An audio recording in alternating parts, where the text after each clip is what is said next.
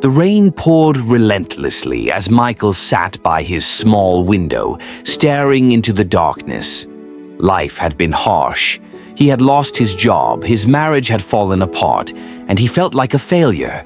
He sighed, sipping his cold coffee, wondering how he had ended up here. His grandfather, an old man with deep wrinkles and wise eyes, sat beside him, observing his pain. After a long silence, he spoke.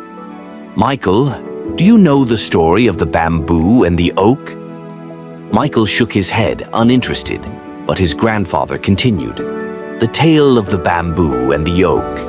Many years ago, in a quiet village, two trees grew side by side, a mighty oak and a delicate bamboo. The oak was strong, its thick branches reaching toward the sky.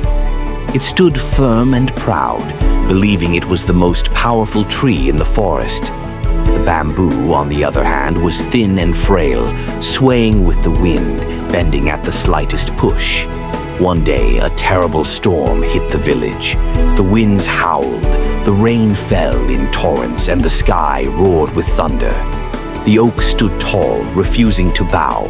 It fought the storm with all its strength. But the wind grew stronger, and with one final gust, the mighty oak snapped and fell to the ground. The next morning, the villagers came to see the damage. The great oak lay broken, its roots torn from the earth. But to their surprise, the bamboo still stood. It had bent with the wind, allowing the storm to pass without breaking. The villagers realized an important lesson that day. Strength is not about how hard you resist, but how well you adapt.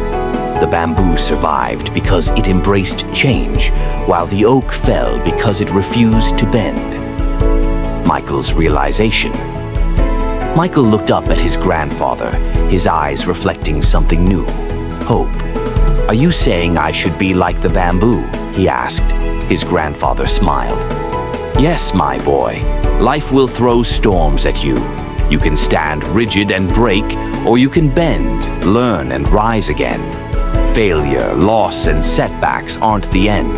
They are just the winds trying to test your strength." Michael took a deep breath. His problems hadn't disappeared, but he saw them differently now. He wasn't broken, just bending. And like the bamboo, he would rise again. Conclusion. Life isn't about avoiding the storm. It's about learning how to dance in the rain. Be flexible, be resilient, and no matter how strong the winds get, always remember, you have the power to rise again. The end.